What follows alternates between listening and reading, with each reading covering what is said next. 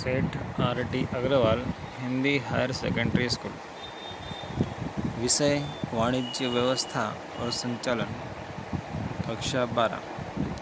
मैं H.O. Agrawal school की YouTube channel में आपका हार्दिक स्वागत करता हूँ। ऑनलाइन लर्निंग के पिछले वीडियो में हमने हेनरी फेयोल द्वारा प्रबंधकीय प्रवृत्ति को अलग अलग भागों में विभाजित किया था, उसका वीडियो देखा। आज हम बात करेंगे हेनरी फेयोल ने कौन से 14 सिद्धांत प्रस्तुत किए। कुल 14 सिद्धांत का चार्ट है दोस्तों, जिसमें पहला श्रम विभाजन का सिद्धांत है, अधिकार और दायित्व का सिद्धांत है, अनुशासन का सिद्धांत है, आदेश की एकरूपता का सिद्धांत, पांचवा है मार्गदर्शन की एकरूपता का सिद्धांत, छठा है सामान्य हित की जगह पर व्यक्तिगत हित को गौण स्थान, सातवां है कर्मचारी का योग्य वेतन का सिद्धांत, आठवां है केंद्रीकरण का सिद्धांत, नौवां है अधिकार और रेखीय श्रृंखला का सिद्धांत, 10वां है व्यवस्था का सिद्धांत, 11वां समानता का सिद्धांत, 12वां कर्मचारी स्थिरता का सिद्धांत, 13वां सूत्रपात का सिद्धांत और 14वां समूह भावना का सिद्धांत। दोस्तों, पिछले वीडियो में भी अपने चर्चा करी थी कि हमें यह 14 सिद्धांत का चार्ट याद रखना है, और अभी भी मैं कह रहा हूँ कि सिद्धांत अधिक है, लेकिन हमें 14 के 14 सिद्धांत याद रखना है। आइए अब बात करते हैं क्रम से। सबसे पहला है श्रम विभाजन का सिद्धांत। संचालन में कर्मचारियों तथा संचालकों की कार्यक्षमता बढ़ाने पर जोर दिया जाता है। उत्पादन के साधन के महत्तम उपयोग द्वारा उत्पादकता में वृद्धि की जा सकती है। श्रम विभाजन के कारण विशिष्टीकरण का लाभ भी संभव होता है। इसके अलावा कर्मचारी तथा संचालकों की कार्यक्षमता में वृद्धि करने के लिए श्रम विभाजन आवश्यक है। श्रम विभाजन संचालकों के स्तर पर साथ ही कारखाने के स्तर पर, अर्थात दोनों स्तरों पर होना आवश्यक है। इससे विशिष्टीकरण के सिद्धांत का लाभ लेना चाहिए। तो दोस्तों, इसमें से प्रश्न आ सकता है कि किस सिद्धांत के द्वारा विशिष्टीकरण का लाभ प्राप्त होता है। तो श्रम विभाजन के सिद्धांत द्वारा अलग अलग कर्मचारियों के बीच यदि कार्य को बांट दिया जाए तो अलग अलग कर्मचारियों में जो बुद्धिमत्ता है, जो होशियारी है, जो चतुराई है, जो कार्यक्षमता है, उन सभी वस्तुओं का लाभ इकाई को प्राप्त होता है। यानी कि कर्मचारी की बुद्धि चातुर्य के अनुसार अलग अलग विभागों में कार्य को बांट देना और उसका लाभ इकाई को प्राप्त करना, अर्थात श्रम विभाजन। तो श्रम अर्थात विशिष्टीकरण। तो विशिष्टीकरण का लाभ श्रम विभाजन के सिद्धांत द्वारा प्राप्त होता है। दूसरा है दोस्तों अधिकार और दायित्व का सिद्धांत। अधिकार और दायित्व एक सिक्के के दो पहलू हैं। दायित्व के बिना अधिकार अधूरा है, तो अधिकार के बिना दायित्व अधूरा है, अर्थात दोनों एक दूसरे के बिना अपूर्ण होते हैं। जब अधीनस्थों को कार्य विषयक कोई दायित्व सौंपा जाता है, तब उससे संबंधित अधिकार भी देना आवश्यक होता है। अधिकार प्रदान करते समय कर्मचारी का पद, वेतन, ज्ञान, योग्यता, अनुभव, कला, नेतृत्व, परिपक्वता आदि तत्वों को ध्यान में लिया जाता है। परिणाम स्वरूप कर्मचारी के उत्साह में वृद्धि होती है और लक्ष्य प्राप्ति सहज हो जाती है। दोस्तों, अधिकार और दायित्व बांटना अर्थात व्यवस्था तंत्र की रचना करना। तो ये सिद्धांत के द्वारा हमें कर्मचारियों को या अधिकारियों को उनके दायित्व के अनुसार अधिकार सौंपना चाहिए और अधिकार के प्रमाण में दायित्व सौंपना चाहिए। दोस्तों, एग्ज़ाम के अंदर 3 नंबर में इस प्रकार से दो टुकड़ों में भी सिद्धांत पूछे जाते हैं कि श्रम विभाजन और अधिकार और दायित्व का सिद्धांत समझाइए। इसके अलावा जो भी सिद्धांत है उनके बारे में भी दो टुकड़ों में प्रश्न पूछे जाते हैं। तीसरा है अनुशासन का सिद्धांत। साधनों के महत्तम उपयोग और प्रवृत्तियों के सातत्य के लिए औद्योगिक अनुशासन होना आवश्यक है। अनुशासन एक निश्चित प्रकार के सुमेलपूर्ण वातावरण को उत्पन्न करता है। औद्योगिक अनुशासन निश्चित नियमों और आचार संहिताओं के कारण स्थापित होता है, जिससे इकाई में अनुशासन बना रहता है। दोस्तों, जब कर्मचारी की संख्या विशाल होती है तब अनुशासन और आचार संहिता के द्वारा नियंत्रण करना सरल हो जाता है। कर्मचारी का कार्य के प्रति आनंद बढ़ता है, संचालन में भी सरलता होती है। अनुशासन के लिए प्रत्येक वर्ग में योग्य निरीक्षण, श्रमिकों और मालिकों के मध्य स्पष्ट न्यायपूर्ण अनुबंध, साथ ही दंड का न्यायी अमल जैसे महत्वपूर्ण है। अर्थात दोस्तों, अनुशासन का सिद्धांत यह सिखाता है कि कर्मचारी को अनुशासन में रखना चाहिए। अनुशासन के द्वारा बड़ी इकाई होती है जब आचार संहिता का पालन करना सरल हो जाता है। अनुशासन का पालन करने के लिए दंड जैसे कदम भी कई बार मालिकों को उठाने पड़ते हैं, जिससे इकाई में अनुशासन बना रहता है। चौथा है आदेश की एकरूपता का सिद्धांत। कर्मचारी एक से अधिक उच्च अधिकारियों के आदेश का पालन एक साथ नहीं कर पाते। इसलिए ये सिद्धांत दर्शाता है कि कोई भी कार्य या प्रवृत्ति के विषय में कर्मचारी को एक ही उच्च अधिकारी की ओर से आदेश प्राप्त होना चाहिए। इसका अर्थ यह होता है कि किसी एक कार्य के लिए या विभाग के लिए कर्मचारी को एक से अधिक अधिकारी के प्रति उत्तरदायी नहीं होना चाहिए। आदेश की एकरूपता के सिद्धांत के कारण कर्मचारी में आदेश के संबंध में किसी भी प्रकार की उलझन पैदा नहीं होती। एक से अधिक अधिकारियों द्वारा आदेश दिया जाए तो कर्मचारी को उलझनें पैदा होती है, साथ ही औद्योगिक अनुशासन का भंग भी होता है। अर्थात दोस्तों, सिंपल है कि यदि कोई काम कर्मचारी को सौंपा जाता है और अलग अलग दो व्यक्तियों द्वारा अलग अलग एक ही काम के लिए आदेश दिया जाए तो कर्मचारी को उलझन, यानी कि कर्मचारी समझ नहीं पाएगा और सही ढंग से काम नहीं कर पाएगा। इसलिए इस सिद्धांत के अनुसार कि एक ही कोई अधिकारी के द्वारा कार्य करने के लिए आदेश दिया जाना चाहिए, जिससे कर्मचारी को काम समझ में भी आए और वो सरलता से कार्य भी कर सके। यानी कि एक से अधिक अधिकारियों के द्वारा आदेश मिलना चाहिए नहीं, जिससे वो एक ही अधिकारी के प्रति उत्तरदायी रहे, यानी उसने जो काम किया है उसका जवाब उसे एक ही अधिकारी को देना पड़े। अब बात करते हैं पांचवें सिद्धांत की, मार्गदर्शन की एकरूपता का सिद्धांत। आयोजन भविष्य के लिए रूपरेखा है जो कार्य विभाजन और विशिष्टीकरण के आधार पर पूर्ण किया जाता है। आयोजन को लागू करते समय यदि विचलन दिखाई देते हैं तो दिशा निर्देश और मार्गदर्शन दिया जाता है। यह मार्गदर्शन किसी निश्चित उच्च अधिकारी द्वारा दिया जाना चाहिए। ऐसा करने से एक समान कार्यों और प्रयत्नों का संकलन सरलता से होता है। इस सिद्धांत के अनुसार कर्मचारी समूह के ऊपर एक ही अधिकारी होना चाहिए और समूह एक ही लक्ष्य की प्राप्ति के लिए समूह कार्यकर्ता होना चाहिए। सिंपल है दोस्तों कि जैसे कि अपने ने अभी देखा था कि आदेश की एकरूपता का सिद्धांत, कि कर्मचारी को एक ही अधिकारी द्वारा आदेश दिया जाना चाहिए, उसी प्रकार मार्गदर्शन भी एक ही अधिकारी द्वारा दिया जाना चाहिए। अलग अलग ग्रुप में कर्मचारी कार्य करते हैं तो इस ग्रुप के ऊपर, इस समूह के ऊपर एक ही अधिकारी होना चाहिए और उसके द्वारा ही दिशा निर्देश या मार्गदर्शन दिया जाना चाहिए। ऐसा करने से क्या होगा, समान कार्यों के मध्य में संकलन स्थापित होगा और लक्ष्य प्राप्ति का कार्य सरलता से हो जाएगा। छठा है दोस्तों, समान हित को अधिक और व्यक्तिगत हित को गौण स्थान।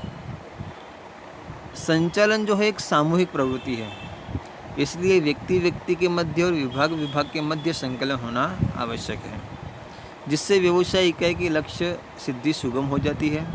यह सिद्धांत दर्शाता है कि किसी व्यक्तिगत या कर्मचारी समूह के हित को समग्र इकाई के हित के समक्ष गौण मानना चाहिए, अर्थात व्यक्तिगत हित की तुलना में सामान्य हित को प्रावधान देनी चाहिए। अर्थात जब किसी भी प्रकार की समस्या आती है तो वहाँ यदि व्यक्ति का हित हो और संपूर्ण इकाई का हित हो तो वहाँ पर व्यक्ति के हित को गौण मानना है और संपूर्ण इकाई को यानी कि सामान्य हित को प्रधानता देनी चाहिए। अर्थात एक व्यक्ति और 10 व्यक्ति का समूह, तो अपने किसको चुनेंगे? 10 व्यक्ति के समूह को। 10 व्यक्ति के समूह का हित ज़्यादा है कि एक व्यक्ति के समूह का, एक व्यक्ति का हित ज़्यादा है? तो यदि यहाँ पर 10 व्यक्ति का समूह है, पूरी इकाई का प्रश्न है, तो वहाँ पर पूरी संपूर्ण इकाई को महत्वता अर्थात प्रधानता देनी चाहिए। अब बात करते हैं 7वें सिद्धांत की,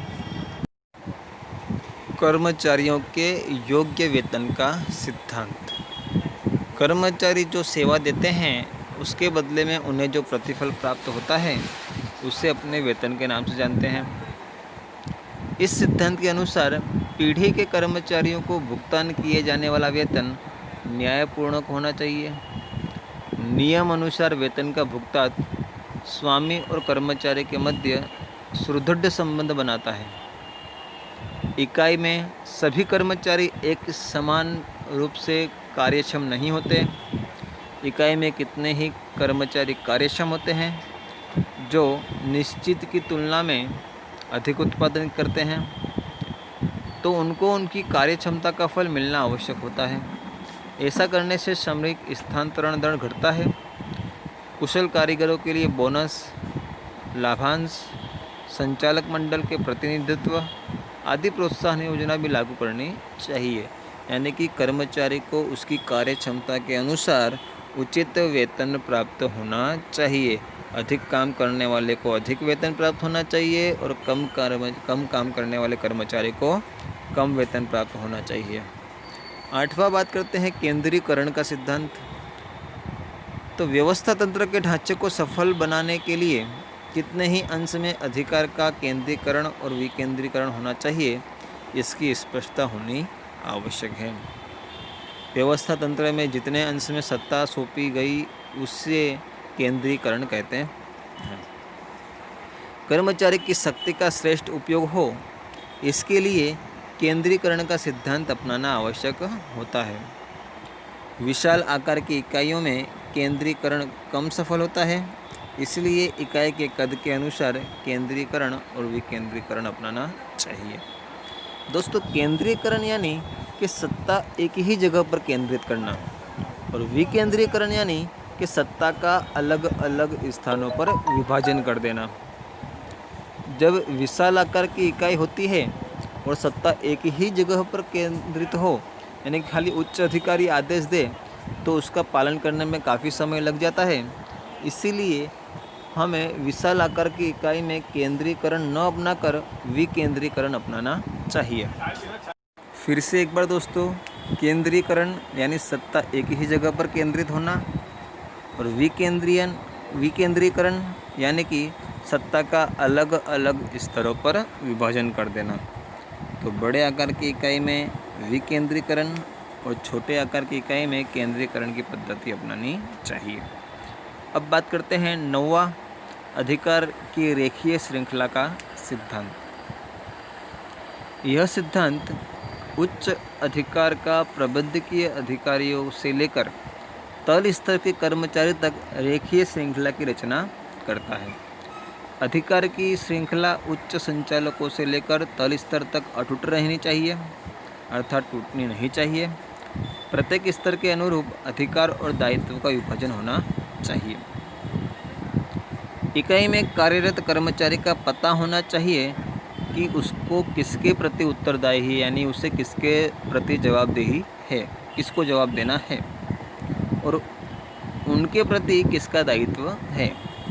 इस कारण से एक रेखीय श्रृंखला उत्पन्न होती है जो उच्च स्तर से निम्न स्तर की ओर जाती है और निम्न स्तर से उच्च स्तर की ओर सूचना संचार होता है।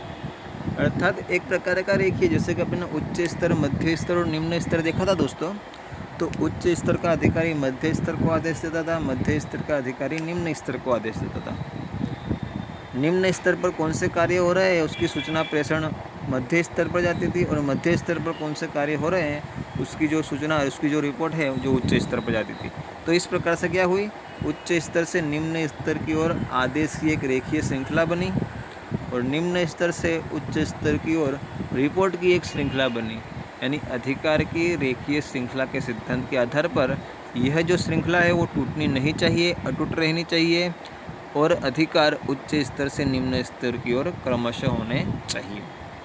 10वां है व्यवस्था का सिद्धांत। यह सिद्धांत दो बातों पर जोर देता है, एक माल सामान की व्यवस्था और दूसरा कर्मचारी की व्यवस्था। यहाँ पर थोड़ा सा मिस्टेक है, सामाजिक व्यवस्था लिखा हुआ है, अपने को ध्यान रखना है कर्मचारी की व्यवस्था। माल सामग्री के प्रत्येक वस्तु उसके योग्य स्थान पर होनी चाहिए, अर्थात माल सामग्री की व्यवस्था। उसी प्रकार उचित योग्यता कुशलता वाले कर्मचारी को योग्य स्थान पर नियुक्त करना चाहिए, अर्थात कर्मचारी की व्यवस्था। किसी विशेष स्थान के लिए योग्य कर्मचारी की भर्ती की भी व्यवस्था होनी चाहिए। फिर से एक बार, दो बातें, माल सामग्री की व्यवस्था और कर्मचारी की व्यवस्था। प्रत्येक माल सामग्री के लिए, प्रत्येक वस्तु के लिए योग्य स्थान होना चाहिए, यानी कि माल सामग्री की व्यवस्था, और उचित योग्यता वाले कुशलता वाले कर्मचारी के लिए योग्य स्थान पर नियुक्ति होनी चाहिए, अर्थात कर्मचारी की व्यवस्था। 11वां है समानता का सिद्धांत। कर्मचारी संचालन व्यवस्था का एक भाग है। कर्मचारी जीवित व्यक्ति है, इसलिए उसमें काम लेने के लिए व्यवहारिक दृष्टिकोण अपनाना पड़ता है। अधिकारियों को कर्मचारियों से काम लेते समय न्यायपूर्ण और समानता का व्यवहार करना चाहिए, यानी कि कर्मचारी के मध्य भेदभाव नहीं रखना चाहिए। सभी कर्मचारी को समानतापूर्वक न्याय देना चाहिए। इसके लिए औपचारिक या परंपरागत तरीके के स्थान पर अनौपचारिक व्यवहार करके इकाई में समानता स्थापित करना आवश्यक होता है और उसके लिए प्रयत्न भी किए जाने चाहिए। कर्मचारी का संचालकों के प्रति व्यवहार, निष्ठा, रुझान समानता और न्याय पर आधारित है। इसलिए प्रत्येक संचालकों को अपने कर्मचारी के मध्य समानता स्थापित करनी चाहिए और इस सिद्धांत का व्यवहारिक ढंग से उपयोग करना चाहिए। अब बात करते हैं 12वें सिद्धांत की। 12वां है कर्मचारी स्थिरता का सिद्धांत। स्थायी और स्थिर कर्मचारी व्यवसाय इकाई की पूंजी माने जाते हैं। किसी एक इकाई में दीर्घ समय तक स्थिर रहने से कर्मचारी का विकास होता है और व्यवसाय इकाई के लक्ष्य प्राप्ति में कर्मचारी स्थिरता महत्वपूर्ण योगदान देती है। दीर्घ समय तक कर्मचारी के जिस किसी इकाई में एक समान अभ्यास झुकाव के प्रभाव के परिणाम स्वरूप उत्पादकता में वृद्धि होती है, साथ ही श्रमिक स्थानांतरण दर में कमी आती है। स्थायी कर्मचारियों के लिए पदोन्नति, प्रशिक्षण आदि का अभ्यास की व्यवस्था होनी चाहिए।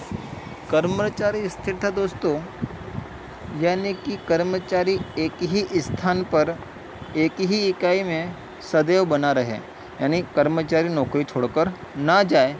इसलिए कर्मचारी को पदोन्नति, प्रशिक्षण, वित्तीय प्रोत्साहन आदि प्रोत्साहन देकर इकाई में कर्मचारी को स्थिर बनाए रखना पड़ता है। परिणाम स्वरूप क्या होता है? कर्मचारी अपने अनुभव और अभ्यास का जो प्रभाव है वो इकाई को देता है। परिणाम स्वरूप उत्पादकता में क्या होती है? वृद्धि होती है। 13वां है सूत्रपात का सिद्धांत। संचालकों में जिस प्रकार औद्योगिक साहसिकता की आवश्यकता होती है, वैसे ही कर्मचारी में पहल वृत्ति होना आवश्यक है। संचालकों को ऐसा व्यावसायिक वातावरण प्रदान करना चाहिए कि जिससे कर्मचारी की पहल वृत्ति को प्रोत्साहन प्राप्त हो। पहल वृत्ति से कर्मचारी में स्वतंत्र रूप से कार्य करने की शक्तियों का विकास होता है और उनकी नेतृत्व शक्ति भी खिलती है।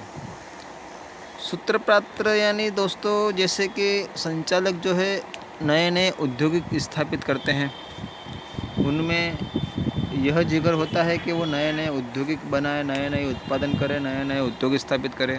उसी प्रकार कर्मचारी के मन में भी, कर्मचारी में यह साहस होना चाहिए कि कुछ वो नया करे, उत्पादन में कुछ नया लाए, उत्पादन में कुछ नया बनाए, उसे कहते हैं कि नवीन सूत्रपात का सिद्धांत।